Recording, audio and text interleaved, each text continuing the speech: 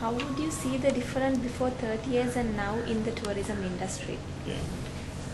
The major issue was the security situation in the country. Arising from the security situation in the country, we had these travel advisories, where various countries basically telling their nationals not to visit Sri Lanka, either the whole of Sri Lanka or part of it, right, because of the security situation. Now, most of the countries have removed that one, right? Even one or two countries, they will also very soon be actually hoping that they will take it out, because we are very confident there is no problem now in Sri Lanka, right? So, as a result, this is a major change that has taken place, right? Before we had the security situation following with the travel advisories, now the country is peace, right? And you can actually move around within Sri Lanka. What do you see as your immediate challenge in promoting Sri Lankan tourism presently? We have our traditional markets. First, we are going to build up on the traditional markets and get the tourists, basically the European tourists and from the Asian countries. Our immediate challenges is to see when the numbers are going to increase, when the people come here, we got to provide the facilities for them to stay. This is where we have only a limited number of accommodation. So our challenge is to put up a very attractive incentive package for those people to come and invest in tourism.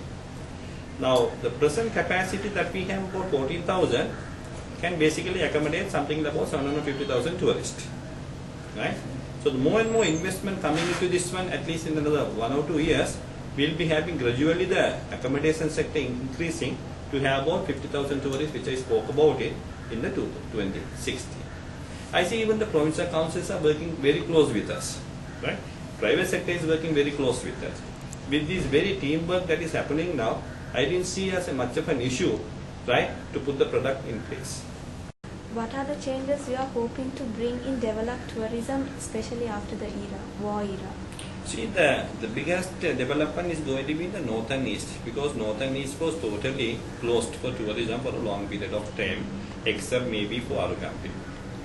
We have got 150 acres of block of land in Pasikuda, and already we have actually given it for 13 investors, and we are giving it for 700 rooms are going to come in the case of Pasikuda. As I explained to you, now we have actually identified 500 acres of block of land in Trincomalee. We are now in the process of identifying the land in the north, right?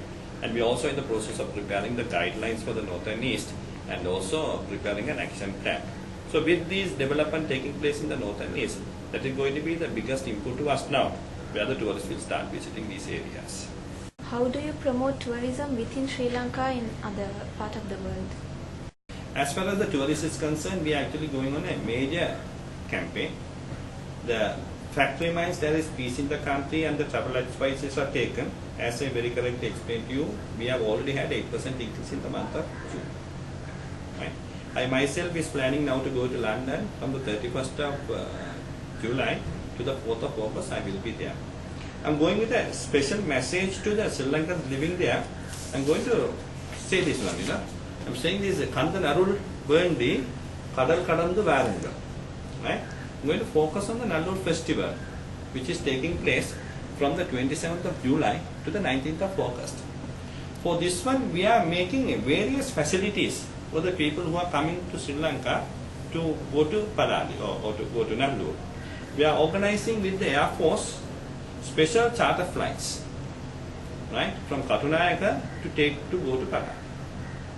And the sooner the road access is open, this is why I was even speaking to a travel agent now, we are planning to arrange a special bus service to go to Nallur. Right? This is only one festival I was speaking about, and now we are also involved in promoting the Kataragama Sacred City project. The Kataragama Sacred City project is another important project because for Hindus, the Mount Kailasa, where we believe that Lord Shiva is living, and Kataragama, if you take, it's in the vertical line, the same vertical line, right? And the Padayatra, which take place from north, the people who come to the south.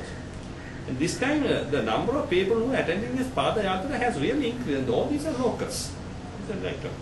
We have another project called Ramayana project, where in Sri Lanka, if you take the Ramayana epic, there are about 50 sites in Sri Lanka.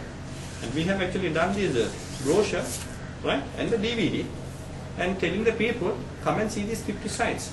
All these, what I told you, the Ramayana project and the Katharakama project, basically for the Indian market, right? Now, when it comes to the Nalur festival, we are basically taking to the Sri Lankans living in UK. Initially for UK we are taking it, but obviously we will also do certain promotion for the people in France, Germany.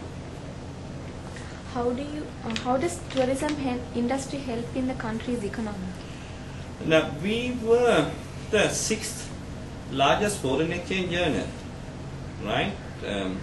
In terms of foreign exchange, we are the 6th largest foreign exchange earner.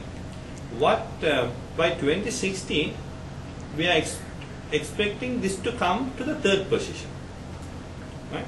So in terms of foreign exchange, tourism is going to be the 3rd largest highest foreign exchange earner. And tourism is an industry which creates a lot of impact on the poverty elevation. It creates employment, right? Now by 2016 we feel 15% of the populations are going to be dependent on tourism. Right? So in terms of foreign exchange earnings, in terms of poverty elevation, in terms of the creation of employment, in terms of government revenue, tourism is going to play a key role by 2016.